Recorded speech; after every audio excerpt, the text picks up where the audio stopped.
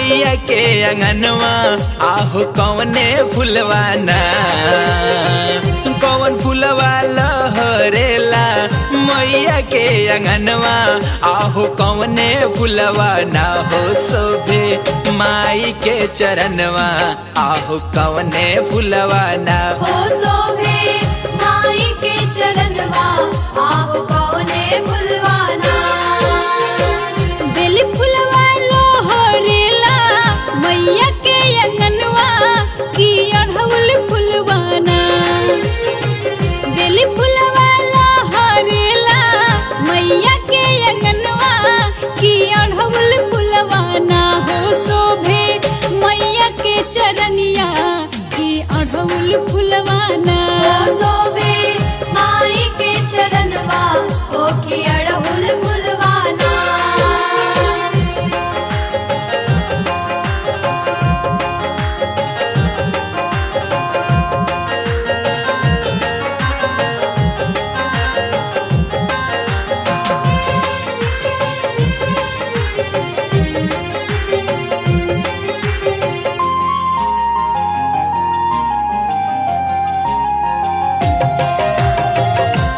रंग चुनरिया शोभे मैया जी के मथवा आहो कौने रंगवाना, कौन रंग चुनरिया शोभे मैया जी के मथवा आहो कौने रंगवाना हो शोभे लीला राप बिंदिया आहो कौने रंगवाना हो शोभे लीला राप बिंदिया आहो कौने रंगवाना।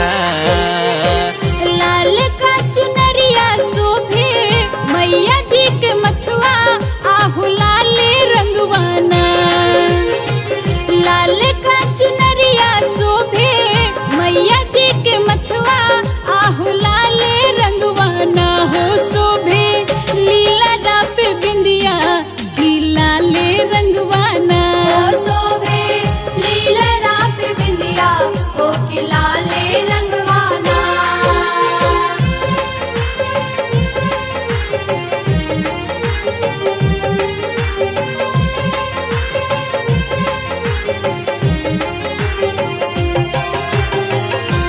डढ़िया झूलस मैया लच के झुलुआ आहो कौने डढ़िया ना, पवन डढ़िया झूलस मैया लच के झुलुआ आहो कौने गछिया ना हो नाच से सातरे बहिनिया आकी कौने गछिया ना हो नाच से सातरे बहिनिया आकी कौने गछिया ना।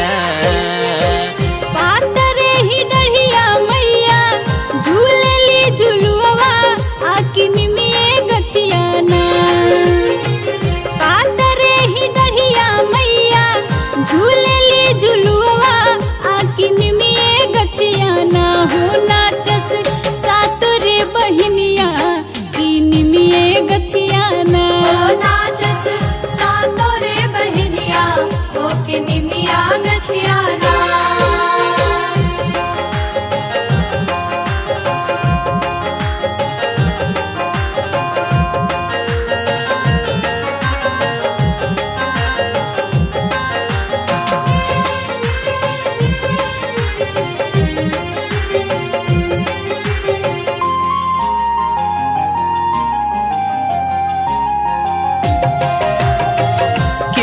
लिख देश माई के नीक ई भजनिया आहो के ई गाई देश के ही लिख देश माई के नीक ई भजनिया आहो के ई गाई देश हो माई के नीक ई भजनिया आहो के ई गाई देश हो माई के नीक ई भजनिया आहो के ई गाई देश।